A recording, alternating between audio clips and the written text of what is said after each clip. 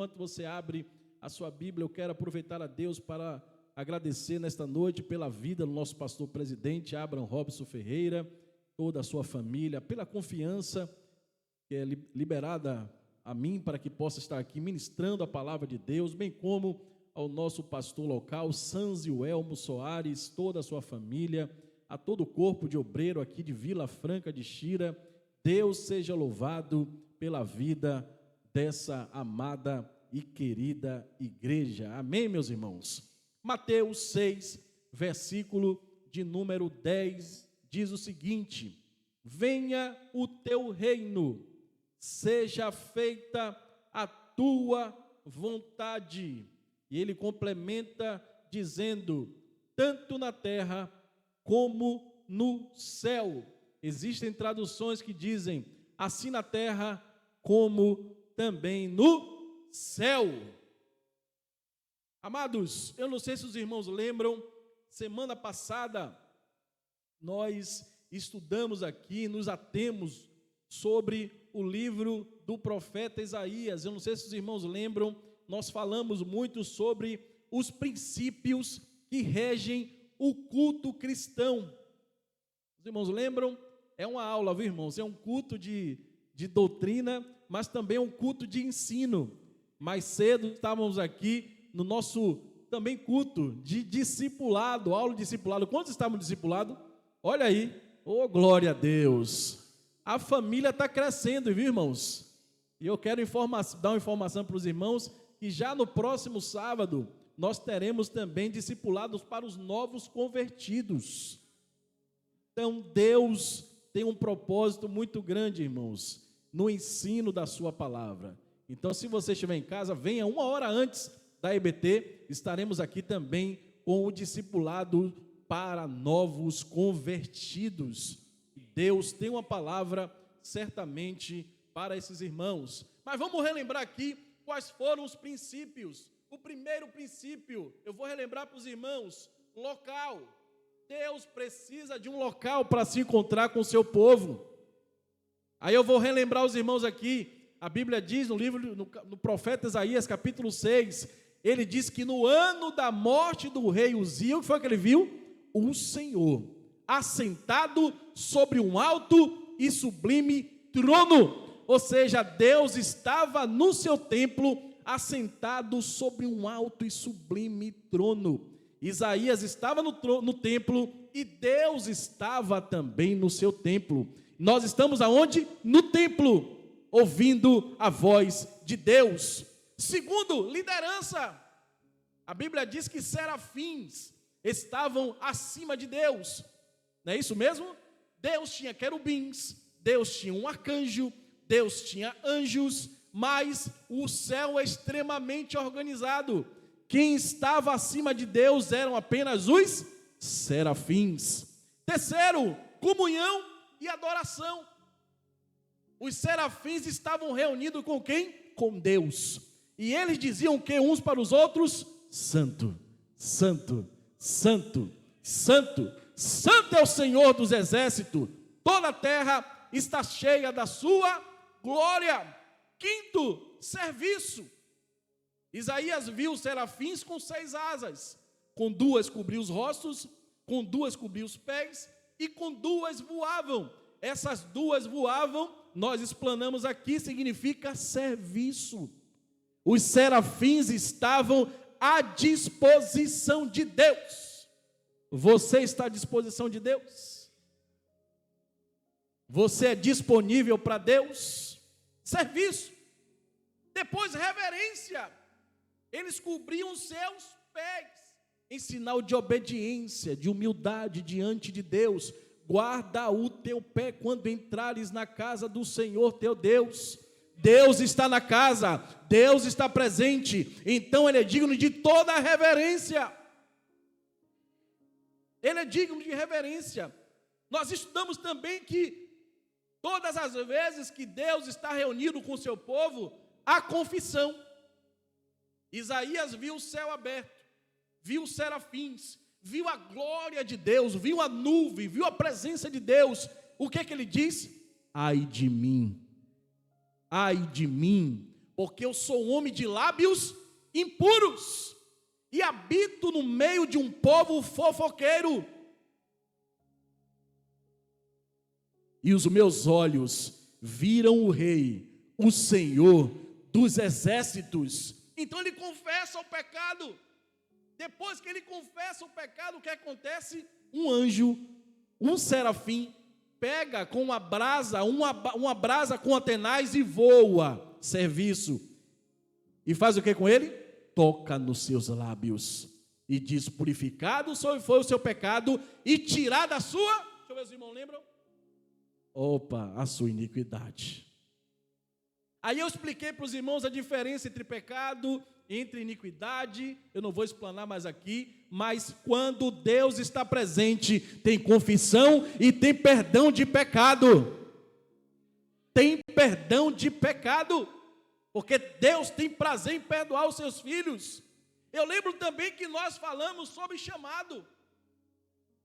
Isaías, purificado do pecado, de repente ele ouve uma voz que diz: a quem enviarei?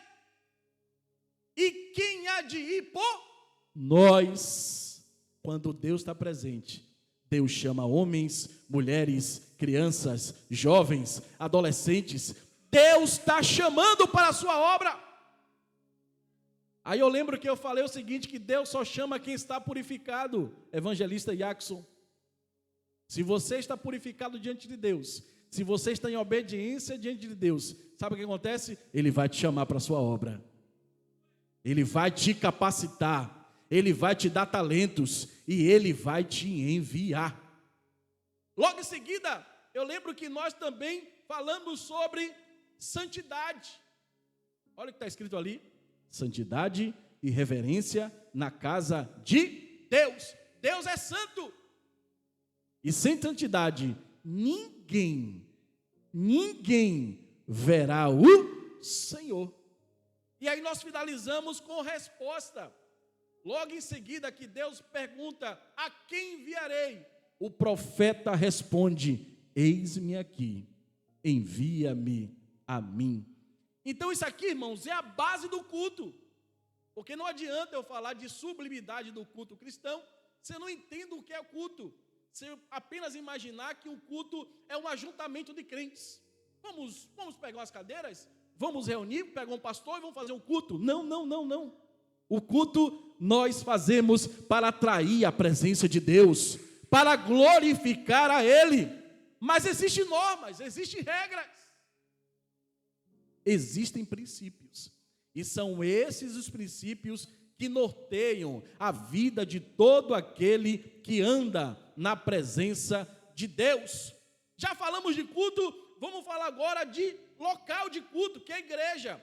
Eu lembro que eu falei que o pastor Alienay Cabral, um grande teólogo, um homem de Deus, doutor em teologia, ele diz o seguinte: igreja é um movimento contínuo de Deus na face da terra.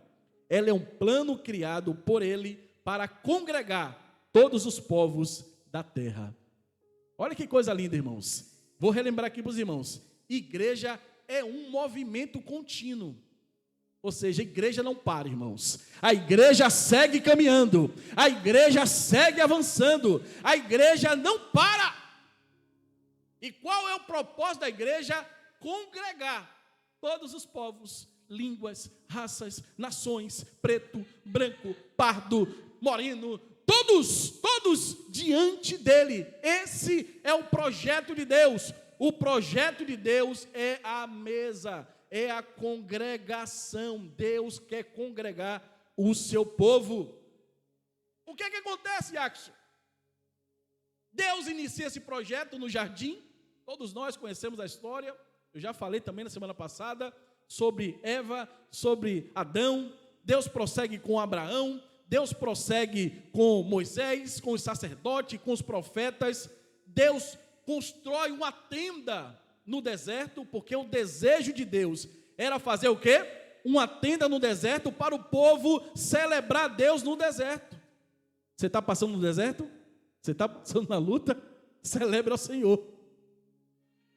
Porque deserto é lugar de culto. Deserto é lugar de glorificar a Deus. O povo sai do Egito, celebra uma festa diante de Deus no deserto, Deus diz: essa casa está pequena, põe um desejo no coração de Davi, eu quero um templo maior. Porque os céus não podem conter a minha glória, então faça para mim um palácio.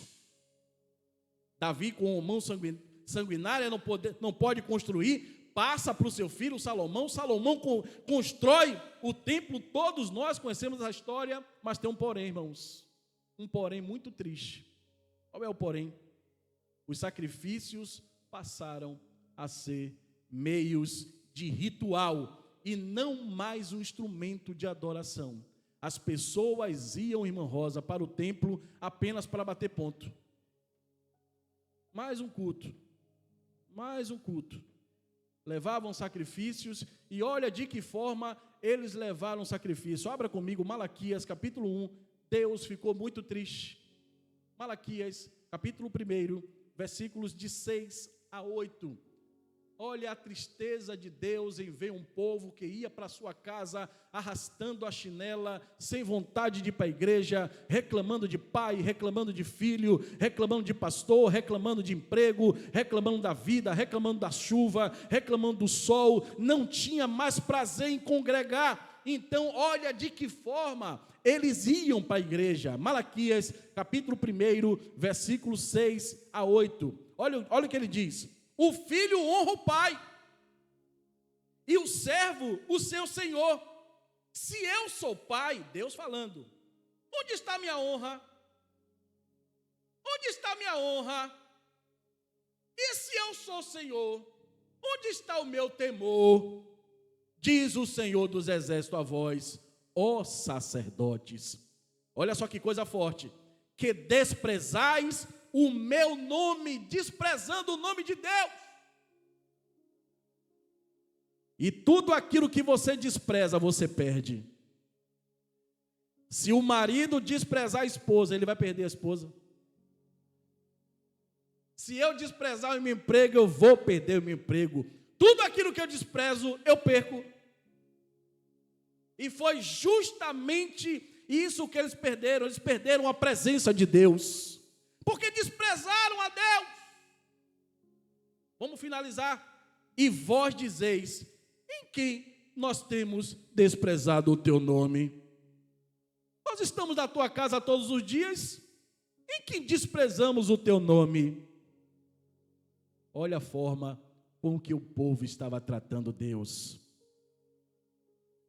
Versículo 7, olha de que forma eles ofereciam diante do altar: ofereceis sobre o meu altar pão imundo, pão bolorento, pão passado à validade, e dizeis: em quem te havemos profanado? Nisto que dizeis: a mesa do Senhor é desprezível. E aí o versículo 8 diz: porque quando ofereceis animais cegos para o sacrifício, isso não é mal?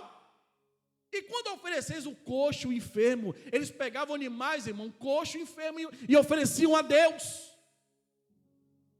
Aquela moedinha que sobrava na bolsa. O pior culto possível, diácono Hernande Assunção, o pior culto possível. É para Deus, vou dar para Deus dessa forma mesmo. Eles desprezaram a Deus. E ele diz mais aqui, o profeta: ora, apresenta o teu governador. Dê o seu governador para ver se ele vai querer. Você está dando para mim, Criador dos céus, da terra e do mar? Dê o seu governador. Porventura, terá ele agrado de ti, ou aceitará ele a tua pessoa? Diz o Senhor dos exércitos. Deus já não estava mais no templo, sua glória já não se manifestava mais. Então, se Deus não estava mais no templo, onde Deus estava? Abra sua Bíblia aí, na metade da sua Bíblia, entre Mateus e Malaquias. Abra sua Bíblia em Mateus, capítulo 1. Você está vendo a página em branco? Os irmãos aqui na frente já entenderam, viu? Deus estava aqui nessa página em branco. Pega aí a página em branco. Aqui é uma aula, viu, irmão? Aqui é discipulado e ensino, não é uma pregação, né, de domingo. Aqui nós temos liberdade para... Olha só, irmãos. Os irmãos viram que na sua Bíblia tem uma página em branco no meio? Isso aqui é proposital, irmãos. Essa página em branco significa 400 anos de silêncio. Tudo aquilo que eu desprezo, eu perco. O povo começou a desprezar Deus, irmã. O povo começou a não querer mais buscar a Deus. Então Deus ficou 400 anos em silêncio. Essa página em branco na sua Bíblia está aí de forma proposital. É Deus dizendo: se você me desprezar, você vai ter o meu silêncio. E quantas pessoas estão na casa de Deus dizendo: Deus não fala mais comigo? Será que você não tem o desprezado? Todas as vezes que eu desprezo Deus, o que eu vou receber dele é o silêncio. Então Deus não está mais no templo onde Deus está. Nós achamos, Deus está aqui. Abra comigo a sua Bíblia, no próprio Mateus, capítulo 3. Olha onde Deus estava, irmãos. Mateus 3. Eu estou fazendo todo esse contexto para nós chegarmos no culto cristão e na importância da meditação na palavra. Mateus capítulo 3, versículo 1. Olha o que é que diz.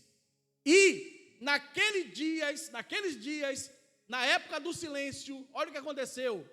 Apareceu João Batista pregando aonde? No deserto. Deus estava no deserto. Deus estava fora do templo e no deserto. E o que é que Deus estava falando no deserto? Venham, vocês vão prosperar. Vocês vão ter carro novo, carro do ano. Parem de sofrer. Foi isso, irmãos? O que é que Deus estava falando? Vamos lá, versículo 2. E dizendo: arrependei-vos. Arrependei-vos. Arrependei-vos. Porque está próximo o reino dos céus. Versículo 3. Porque este é o anunciado pelo profeta Isaías, que disse: voz do que clama no deserto, preparai o caminho do Senhor, endireitai as suas veredas. Organize a sua vida comigo, me busque na palavra, ore, jejue, congregue, me busque. João Batista estava dizendo: se arrependa dos seus pecados. E aí o que acontece, irmãos? Versículo 4, e esse João tinha suas vestes de pelos de camelo e um cinto de couro em torno dos seus lombos. Por que João estava vestido dessa forma? Sabe por quê? Porque o sacerdote estava no templo vestido de linho fino, com joias, com pérolas, mas estava fora da presença de Deus. Bem vestido, bem trajado, mas sem a presença de Deus. E tem mais, além das suas vestes, ele estava comendo, sabe o que, irmãos? Olha o que diz aqui: alimentava-se de quê? Gafanhotos e de mel silvestre. Por que ele estava se alimentando de gafanhoto e mel silvestre? Porque no palácio, no templo, os sacerdotes estavam comendo banquetes e mais banquetes, mas estavam sem a presença de Deus. João Batista estava comendo mel silvestre e gafanhoto, mas estava na presença de Deus. Isso aqui não é apologia à pobreza e nem à escassez nem à miséria. Mas Deus estava chamando João Batista para dizer: eu estou no deserto, usando um homem que eles vão chamar de loucos. Nós somos tidos como loucos no mundo, irmãos. Nós somos como loucos. Mas a Bíblia diz que nem os loucos naquele dia errarão o caminho. Aleluia! Oh, Louvado seja Deus. E aí o que acontece, irmão? Versículo 5. Então iam ter com ele em Jerusalém toda a Judeia, toda a província adjacente ao Jordão. O povo ia fazer o quê, irmãos? No deserto, irmãos? Quem quer ir para o deserto aí, meus irmãos? Deserto é um lugar inóspito. 40 e tantos graus durante o dia. À noite abaixo de zero. Um local completamente hostil. Mas o povo estava indo para o deserto. Sabe por quê? Porque Deus estava lá. Deus estava lá. Deus estava lá. E olha o que o povo estava fazendo, missionária Rosa. Versículo de número 6. E eram por ele batizados no rio Jordão. Fazendo o quê? Confessando os seus pecados. Confessando. Quanto mais eu me arrependo, quanto mais eu confesso, quanto mais me aproximo de Deus, mais eu vejo que eu sou um miserável, um pobre pecador. Eu preciso da presença, e quanto mais Deus se revela, mais eu me arrependo. Louvado seja o nome do Senhor Jesus. João estava anunciando, irmãos, um novo tempo, uma nova aliança. Eu queria fazer aqui nesse momento uma espécie de como é que chama? Uma dinâmica. Mas antes de fazer essa dinâmica, abra comigo Tito, capítulo 2, versículo de número 11. Tito 2, 11.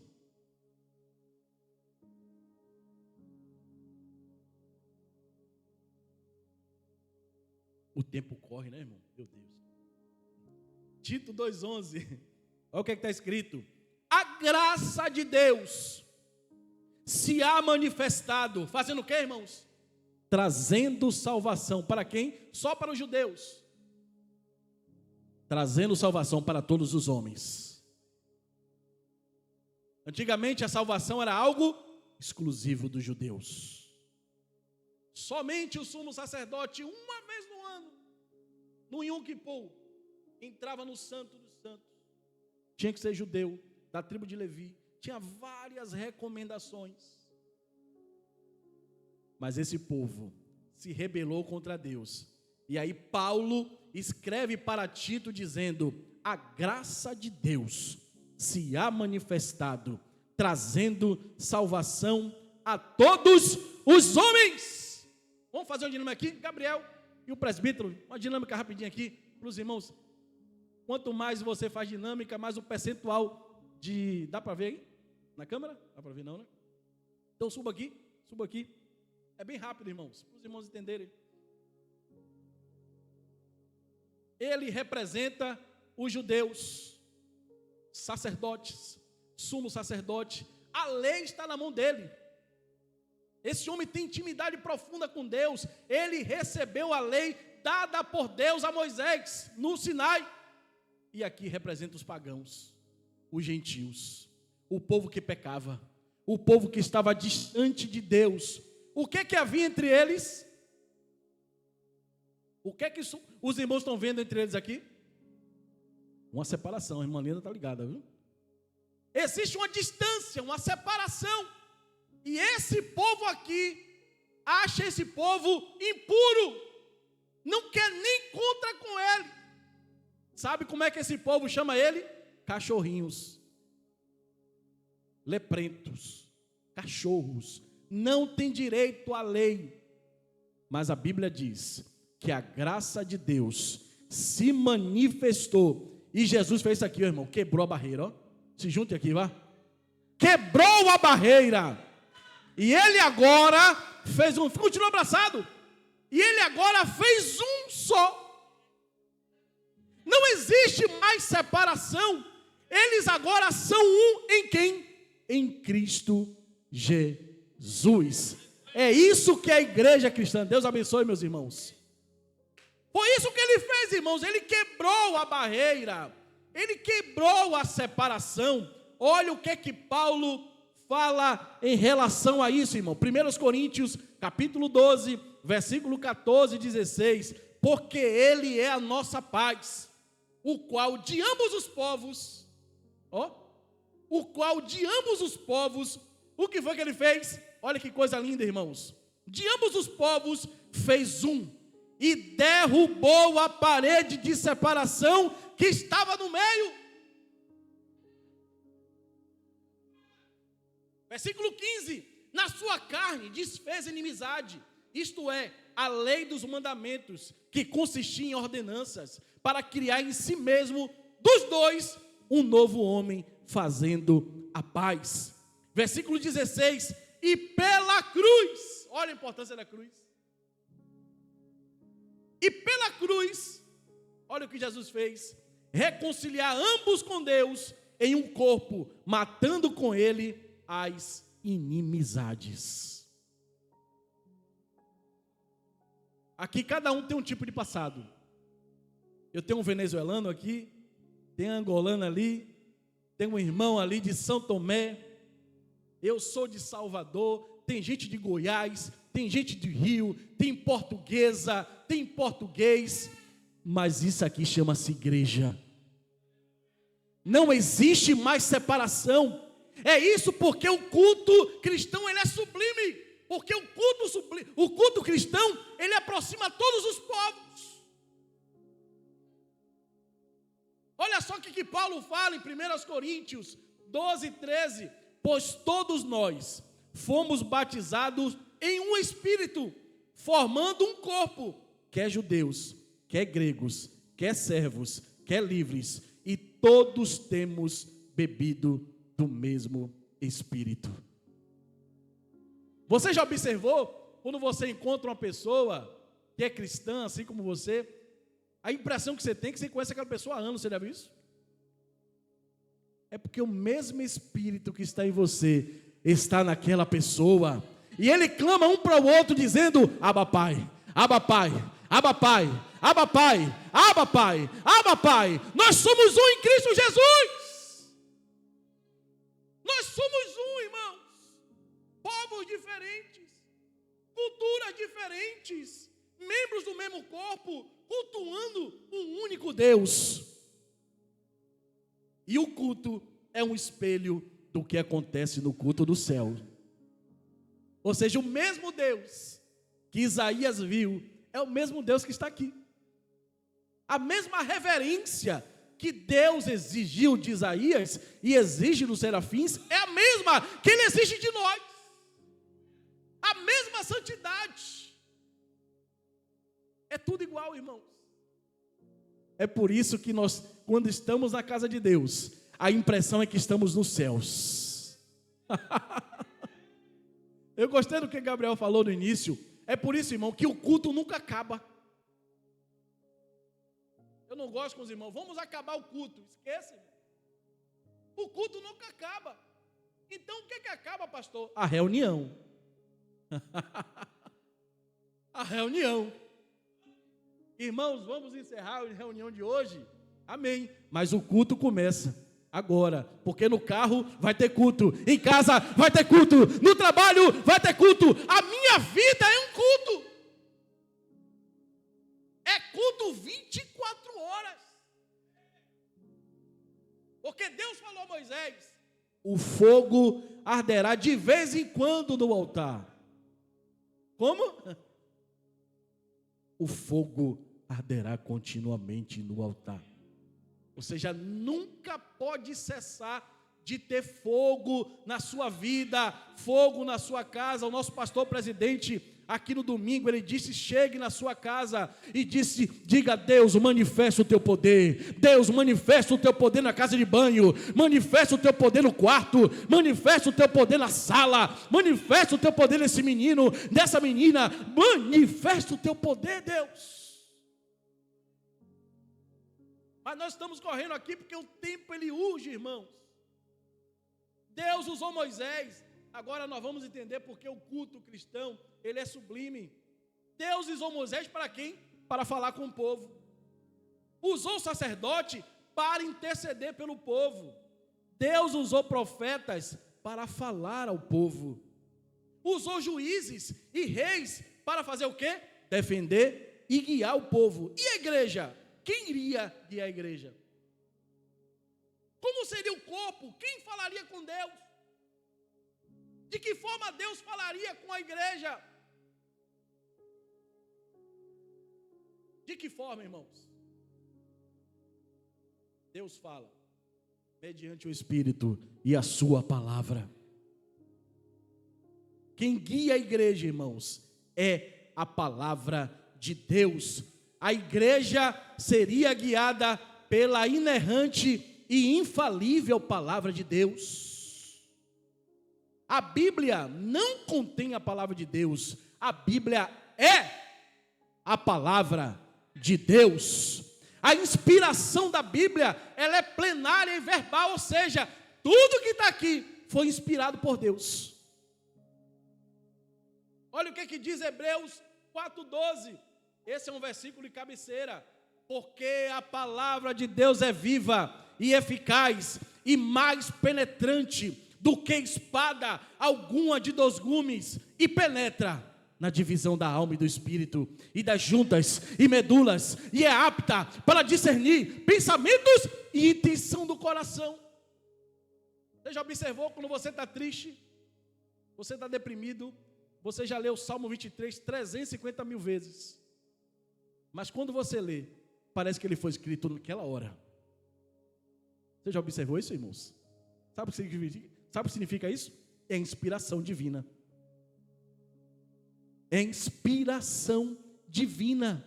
Você já observou quando você chega aqui, cabisbaixo, sem saber o que fazer, você sai daqui alegre, saltitando? Você ouviu a palavra de Deus. A palavra de Deus, irmãos, o crente ele não vive sem a palavra. Agora tem um detalhe. Sabendo primeiramente, segundo Pedro, segunda carta de Pedro, capítulo 1, versículo 20 e 21, sabendo primeiramente isso, que nenhuma profecia da Escritura é de particular interpretação. Isso aqui é profundo, viu, irmãos?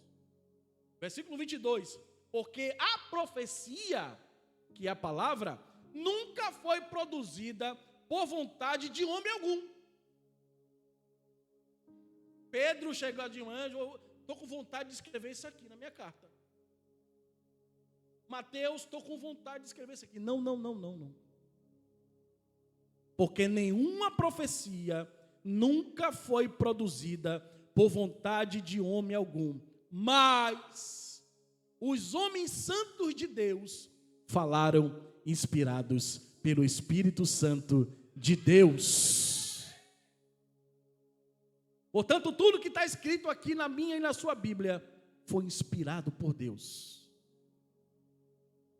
O sotaque era humano, mas a voz era a voz de Deus.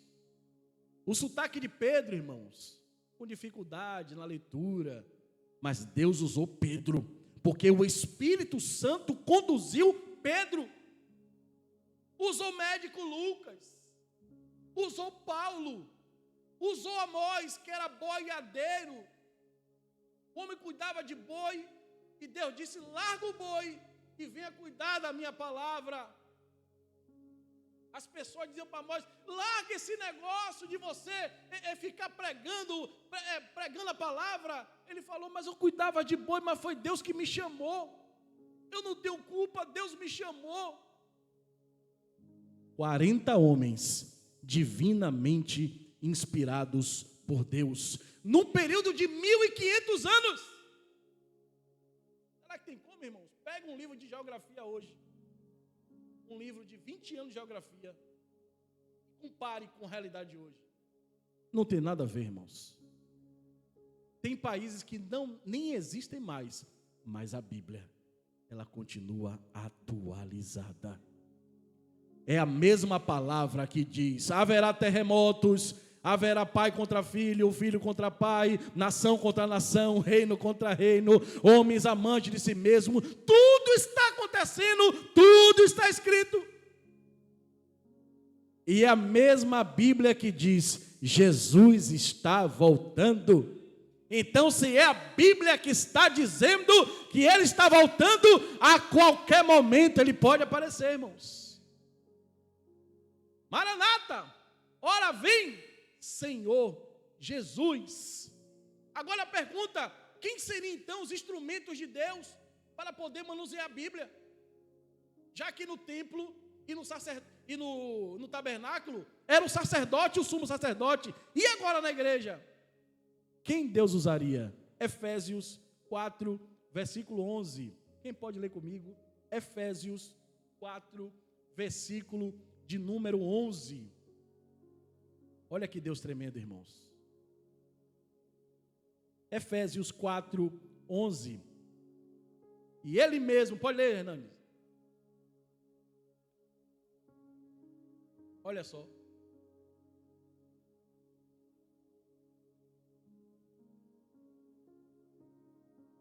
Ou seja, nós que estamos aqui ministrando no altar, não estamos aqui de forma aleatória. Aquela função ali é determinada por Deus, diáconos, evangelistas, presbíteros, tudo aqui tem uma sincronia com os céus. Culto sem liderança é culto de fogo estranho. Você já viu o culto de fogo estranho? É aquele culto que a pessoa sai pulando. Você pergunta para ele: ô amado, como é que foi o culto? O culto foi uma bênção. Mas me conta, qual foi o texto que leu? Não sei, mas foi uma bênção. Foi uma bênção. Foi fogo puro. Eu estou aqui até agora com os pés ardendo de tanto pular. Sim, mas qual foi o texto? Porque Deus fala na palavra. Eu não sei, irmão. Esse negócio de muita Bíblia não é muito comigo, não. O negócio é no espírito. O meu negócio é no mover. É culto sem liderança, irmãos. É culto sem Bíblia. Porque o cabeça da igreja é Jesus. E Jesus é a Bíblia. Jesus é a palavra. Jesus é a palavra, Danilo. Sem a palavra não tem culto. Pode ser qualquer coisa, irmãos, mas não foi culto. Aí vem a pergunta: e como é que então os irmãos congregavam? Eles tinham reverência, eles tinham santidade. Vamos ver, irmãos, Atos dos Apóstolos, capítulo 2. Eu estou correndo para finalizar, irmãos. Como era o culto dos irmãos?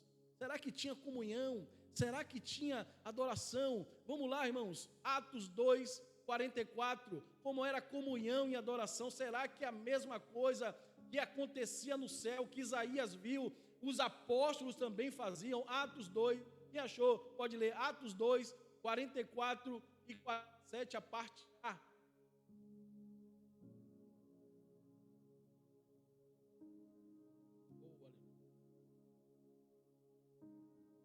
Todos os que criam estavam afastados, falando um dos outros, criticando a saia da irmã, criticando o coque da irmã.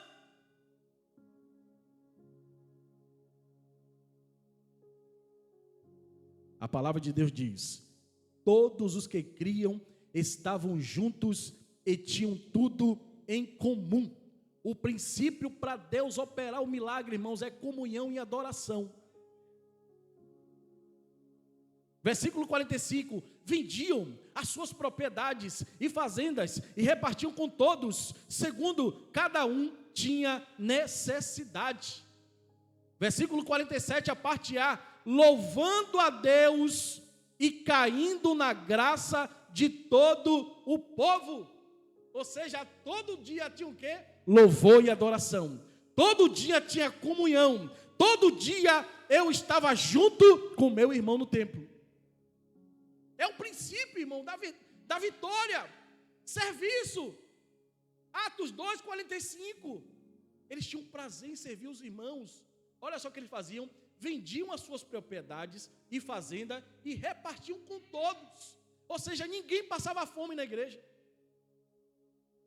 Ninguém tinha necessidade. E eu louvo a Deus que Vila Franca de Xira e toda a DEF é um dos princípios que norteiam essa igreja. Nós precisamos ter em comum todas as coisas. Nós somos um em Cristo Jesus. Reverência. Atos 2, 43. Porque tinha reverência? Em cada alma havia o quê? Temor. Hoje as pessoas perderam o temor na casa de Deus. As pessoas ficam mascando chiclete na casa de Deus, usando redes sociais na casa de Deus, entram na casa de Deus, mas a preocupação é com a final do evento que vai ter, do futebol que vai acabar. Irmãos, o corpo está aqui, mas a mente está lá fora. O nome disso é falta de reverência, falta de temor. Irmãos, Deus está aqui, irmãos. O Deus criador dos céus, da terra e do mar está aqui entre nós, meus amados. Confissão e perdão. Atos 19, quem pode ler comigo? Atos 19, versículo 17, confissão e perdão. Tudo isso é baseado na Bíblia, irmãos. Atos 19, versículo 17 e 20. Olha só, irmão, eu queria um microfone. Você tem um microfone? Telecom? Microfone? Melhor. Isso aqui é profundo, esse texto. Olha só, confissão e perdão. Olha o que o Evangelho fez nessa cidade. Presta atenção. E foi isto notório a todos os que habitavam em Éfeso, tanto judeus como gregos. E caiu temor sobre todos eles. Olha só. E o nome do Senhor Jesus era engrandecido. 18. Muitos dos que tinham crido vinham, confessando e publicando os seus feitos. Olha só. Também muitos dos que seguiam artes mágicas trouxeram os seus livros e os queimaram na presença de todos. E feita a conta do seu preço, acharam que montava a 50.000 peças de prata. Assim a palavra do Senhor crescia poderosamente e prevalecia. Irmãos, o poder de Deus em Éfeso era tão grande que as pessoas vinham chorando nas praças, confessando os seus pecados, pegando os seus livros de magia e jogavam na praça e queimavam os livros. Imagine Vila Franca de Xira. A ADEF se reúne ali naquela praça e diz: moradores de Vila Franca, é chegado o reino de Deus, confessai os vossos pecados. De repente está todos os feiticeiros, todos os espíritas ajoelhados, dizendo: Jesus, eu te quero como meu Salvador, eu me arrependo dos meus pecados, pegando o seu cigarro, pegando o vapor, pegando droga e jogando na fogueira. Você crê nisso, irmãos? Esse amém foi bem fraco, viu, irmãos? Vamos fazer uma campanha para acontecer isso, irmãos? Porque isso aconteceu com Paulo. Isso aconteceu com Paulo. É o mesmo Deus. Você sabia que o livro de Atos ainda não acabou? Olha o capítulo aqui, 29. Olha aqui. Atos 29 aqui, irmãos. Você crê, Jackson? Você crê, Josué? Eu creio, irmãos. Porque Jesus é o mesmo ontem, hoje e sempre. O poder dele não mudou. Quem mudou fomos nós. Hoje não dá não. Será que Jesus vai fazer? Eu estou com essa dificuldadezinha aqui. Eu estou com esse negocinho aqui. Eu acho que não vai dar certo não. Quem mudou foi o homem. Porque Deus está dizendo: a quem enviarei?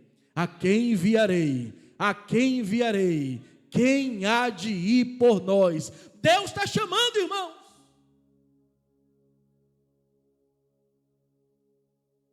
E Ele está chamando. Atos 1, versículo 8. Esse aqui é conhecido de todos nós.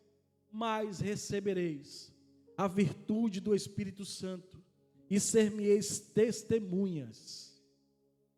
Essa palavra testemunha aqui, irmãos, significa mártir. Quem aqui quer morrer por Jesus? Quem aqui morreria por Jesus? Quando Jesus chama para ser testemunha, Ele está dizendo: você poderá morrer pelo meu nome. As pessoas não querem cultuar Deus uma hora, irmãos.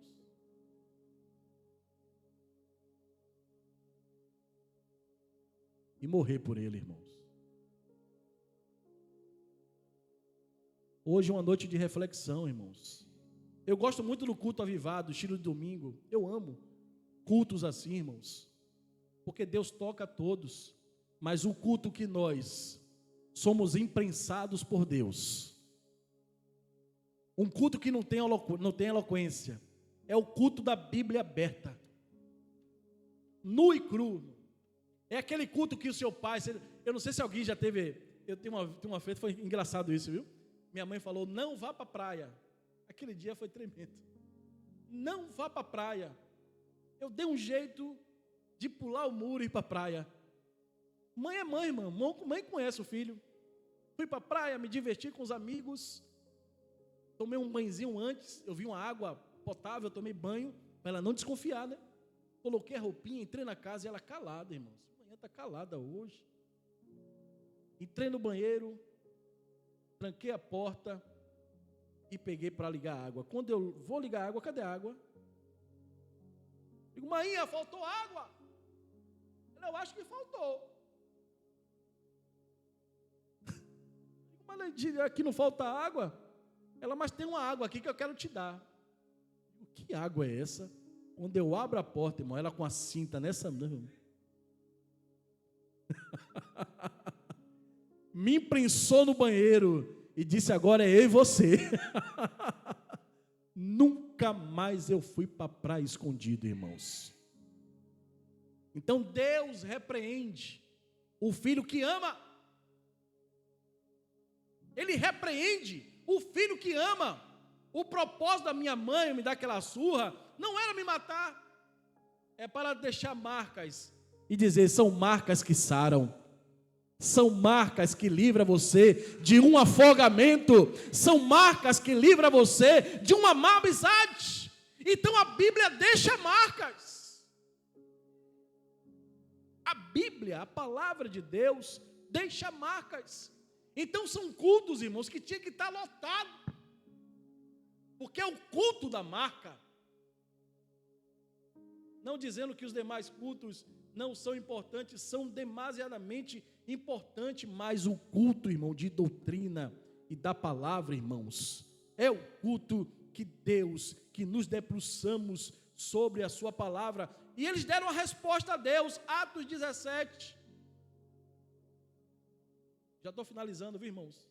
Atos, eu gosto de ser fiel ao horário, Atos 17, versículo de número 6, a parte B.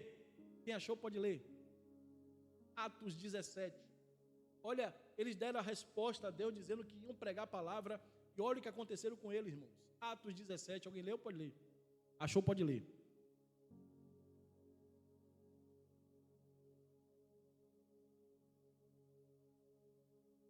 Tirou o microfone, né? Vou ler aqui. Estes que têm feito o quê? Alvoroçado o mundo, chegaram também aqui. Você tem alvoroçado o mundo? Eles eram conhecidos como alvoroçadores.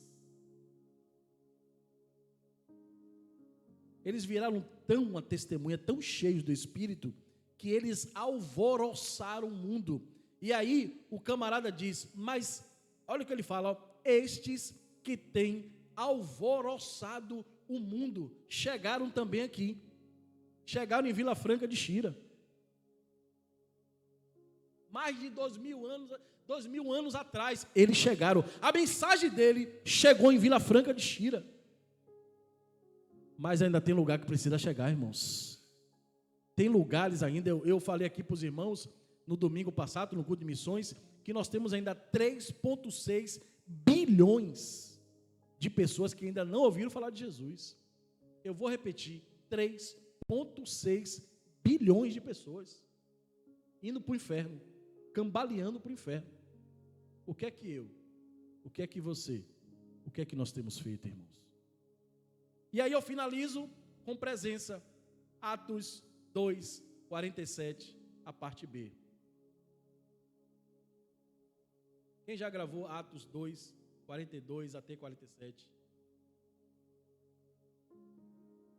Pode ler, a parte B. Eu quero em voz alta. Esse aí, eu ainda tenho, deixa eu ver, 4 minutos. Em voz alta. Josué aqui, presbítero Josué. Atos 2, 47, a parte B. A Hernande foi mais rápido, ó. Rapaz, o homem está alvoroçando.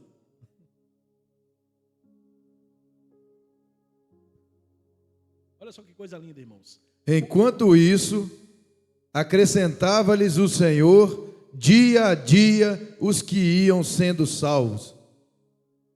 Rapaz, eu estou vendo um negócio aqui estranho. Todos os dias eles ungiam a cadeira da igreja com óleo para ver se aparecia mais gente. Eles faziam campanha para chamar gente para a igreja.